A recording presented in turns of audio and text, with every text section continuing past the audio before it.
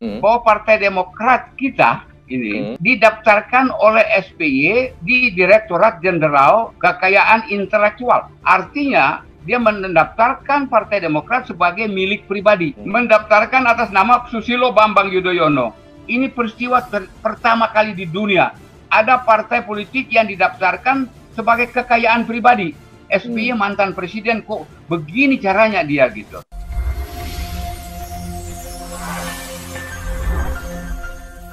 Ini benar-benar aneh bin ajaib. Betapa tidak? Sebuah merek dan logo Partai Demokrat telah didaftarkan ke Direktur Jenderal Hak Kekayaan Intelektual, Kementerian Hukum dan HAM. Dan ini mungkin baru pertama kali terjadi dalam sejarah perpolitikan di Indonesia. Seperti dikutip dari cnnindonesia.com, merek dan logo Partai Demokrat tersebut, kata Hengki Luntungan, didaftarkan oleh SBY sendiri pada tanggal 19 Maret 2021. Sementara menurut Hengki, Partai Demokrat sudah didaftarkan pada tahun 2007 atas nama partai.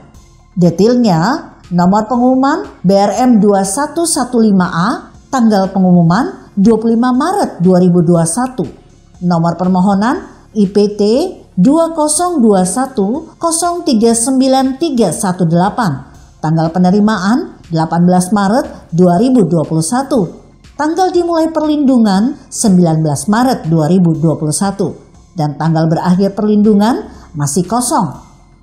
Kelas dari permohonan itu berkode 45 dengan jenis barang atau jasa adalah organisasi pertemuan politik. Adapun pemiliknya adalah Dr. Haji Susilo Bambang Yudhoyono yang beralamat di Puri Cikias Indah.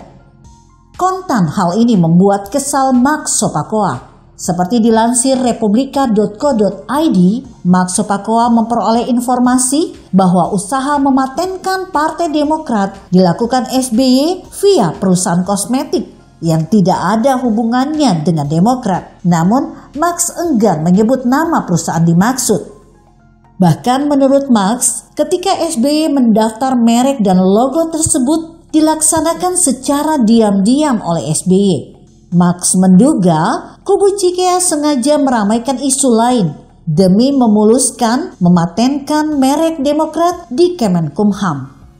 Didaftarkan PT yang disinyalir perusahaan kosmetik. Kita belum tahu itu punya siapa, apa punya keluarga SBY juga atau tidak. Tapi ini tidak nyambung. PT Kosmetik kok didaftarkan parpol untuk kepemilikan SBY, ujar mantan anggota DPR RI itu.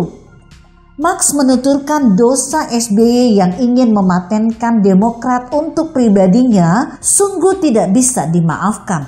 Ia dan para pendiri Demokrat berencana menggugat SBY dalam waktu dekat. Menurut versi Demokrat KLB, SBY sudah salah lebih dulu dengan membantah 99 orang mendirikan Demokrat. Gantikan 99 nama pendiri itu mungkin lebih ringan dosanya daripada daftar ke pengadilan sebagai pemilik tunggal Partai Demokrat, ucap Max. Max menyatakan di awal berdirinya Demokrat, SBY hanya berstatus sebagai anggota. Max menganggap SBY telah berubah menjadi manusia yang kian serakah. Di mana SBY buat Partai Demokrat? 6 Maret 2003, dia bilang tidak berambisi buat Partai Demokrat. Dia bilang begitu juga ke Ibu Mega. 7 April dia muncul di rapat koordinasi Demokrat, nyatakan mau jadi anggota. Sekarang dia daftar sebagai pemilik tunggal. Itu apa sih namanya? Tamak, super tamak, atau apa gitu? Mengambil hak orang banyak yang bukan hak dia. Pungkas Max.